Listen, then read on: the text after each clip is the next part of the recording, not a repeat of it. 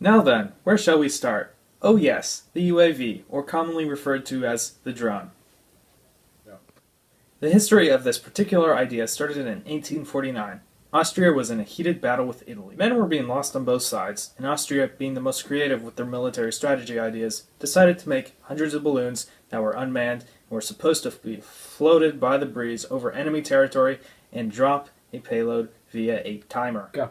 This did not work, and most of the balloons were blown back over Austrian forces. World War I came around the corner with some new technologies that included wires and gyroscopes. This means planes could fly by themselves, be used to attack zeppelins like a torpedo attacks a ship or a flying bomb. Yeah. 1930s was the next big leap in technology, as the first remote-controlled model plane was developed and flown. This technology was mostly used to help train anti-aircraft gunners in the Army. In 1942, the U.S. Air Force developed a radio-controlled B-17 to use as a giant bomb. In 1942, Joseph P. Kennedy was killed over eastern England during testing. The project was cancelled soon after. JPK was the only death during this project. In 1986, U.S. and Israeli engineers started a project which created a medium-sized recon drone. That same year, Abraham Karam created a similar drone in his garage in L.A. In 1990, General Thomas bought Karam's design, and later in 1994, the Pentagon tasked General Thomas to redesign the drone. In 2000, the Predator drone was first flown over Afghanistan in late December. Soon after, the Pentagon approved it to be armed. In 2014, small, cheap quadcopters have become very popular among geeks, hipsters, and people who are in the remote control hobby, and morons who think it could be cool to fly around airports in busy cities. Many of these quadcopters are or can be equipped with a camera. This is causing a lot of controversy over quadcopters and remote control planes. People who see these flying around are hypersensitive and paranoid, and in some cases attack the pilot verbally and or physically. There is a big difference between a drone and a hobby-grade remote control aircraft. One is for recreation, and one is for surveillance and potentially eliminating targets. Now we interview Rod Milstead about his take on drones. So I think the best way to answer that is to split it out into military and non-military. We'll call the other one civilian. So let's start with military. I don't see anything stopping as far as the way the military currently uses drones for reconnaissance and offensive operations, killing people on the ground. What is likely is that the military will expand its use to larger drones that can do more things beyond reconnaissance and offense. I think it makes sense to see remotely or unmanned aircraft that are tankers or that are cargo planes, and maybe they're going to fly in fleets, or as they say in the industry, flocks of planes, where there's one piloted aircraft that is shepherding across 6 other unpiloted aircraft.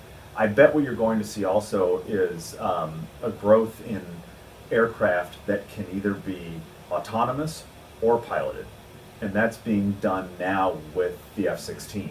They've set some up so you can flip a switch and the thing will fly itself, or a pilot can fly it. So it's more flexible. As far as non-military or civilian, entertainment industry, there's no doubt that we will see a lot more aerial shots done in films, because the price of that shot will fall from thousands an hour to have a helicopter do it to you just buy a drone and hire a pilot for your crew and do the take as much as you want. I hope we will also see a growth in search and rescue, maybe package delivery like we talked about. I'd love to order my drone off of Amazon and have it delivered by a drone one day. I just think that would be cool. I'd just do that for that sake.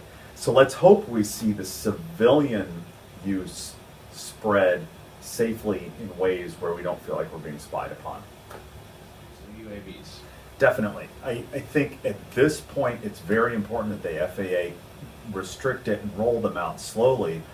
If you Google search drone near miss, there have been a series of drone near misses even in the last 60 days between commercial aircraft and drones, where drone pilots, again, I'm talking about quadcopters, they buy their $1,000 quadcopter and they're flying them really close to airports. There was one in England that was reported last week. The pilots of the Airbus that was flying said the drone came within 20 feet of their wing. If that drone had been sucked into their engine, it would have been disaster. So at this point, I feel like the laws aren't in place. Potentially, the training or licensing, as much as I hate to say that, isn't in place to prevent people from flying them near airports. Now, this is being enforced in a different way. DJI, who's one of the bigger makers of quadcopters, is starting to build software into their systems that will prevent a drone from even starting up if the GPS detects that it's relatively close to an airport. So in a way, that's installed common sense when even the human pilot doesn't have the common sense to not fly near an airport. So maybe that's the way these have to be regulated. It has to be built into the device itself.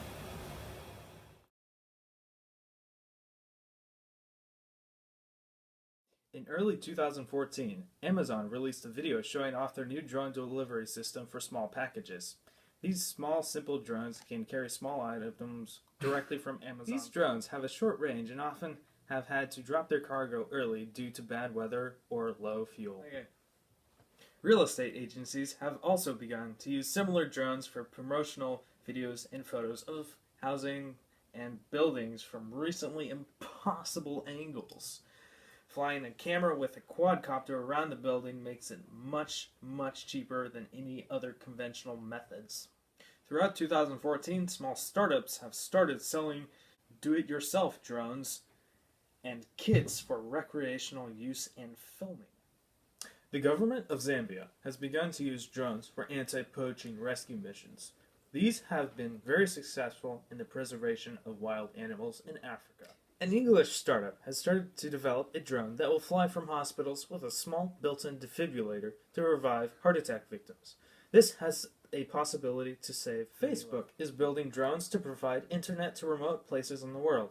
These have been rumored to be anywhere from the size of a Boeing 747 to a small glider.